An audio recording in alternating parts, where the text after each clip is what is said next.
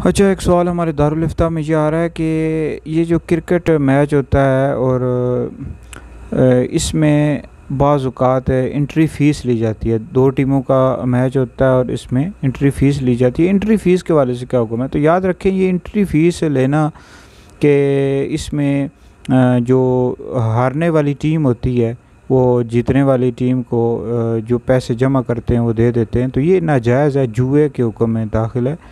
तो इस तरह एंट्री फ़ीस लेना ये जायज़ नहीं है।